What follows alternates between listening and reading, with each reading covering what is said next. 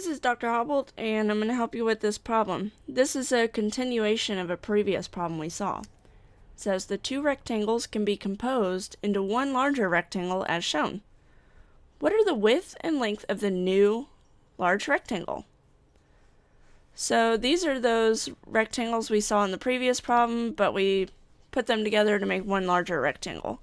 So the width, and you can either write this in your notebook or type it into Desmos. I would probably draw a quick picture of this rectangle in my notebook and then write a sentence answer and upload that. And I think that's a good reason to get hero points.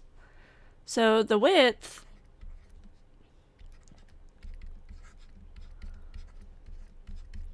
of the new large rectangle, so making sure that we restate the question, is, let's let this be our width. We can choose either one to be length or width, but let's just take the sort of top and bottom to be the width. So what is that total length, or width, I guess? So if it's x long here, and then it's 8 long here, what's the total width? X plus 8.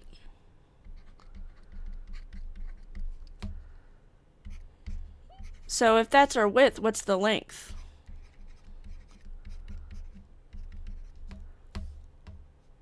So our length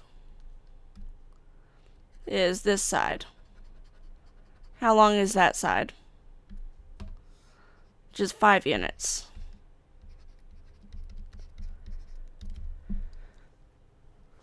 So those are the dimensions of the large rectangle. Now let's write an expression for the total area of the large rectangle. The expression should be the product of the rectangle's length or width and its length. So in the previous problem, remember we wrote a formula for the sum of the individual areas. Here we're actually going to come up with an expression that's just the product of the new length and width. So the expression, if we take the product of the length and width, it would be x plus 8 times 5. And these parentheses are important because that makes it its own number. It is not the same, so not x plus 8 times 5. These are very, very different numbers. Because for instance, if x is 2, then on the left side you would get 10 times 5, which is 50. And on the right hand side you would only get 2 plus 40, which is 42. So it makes a difference. You've got to have the parentheses when you write it. But there is another way to write this expression on the left. You could put 5 times x plus 8, which is actually the way that you would normally see this written. So this one is definitely incorrect. This expression is correct, but isn't really the way we would normally write this.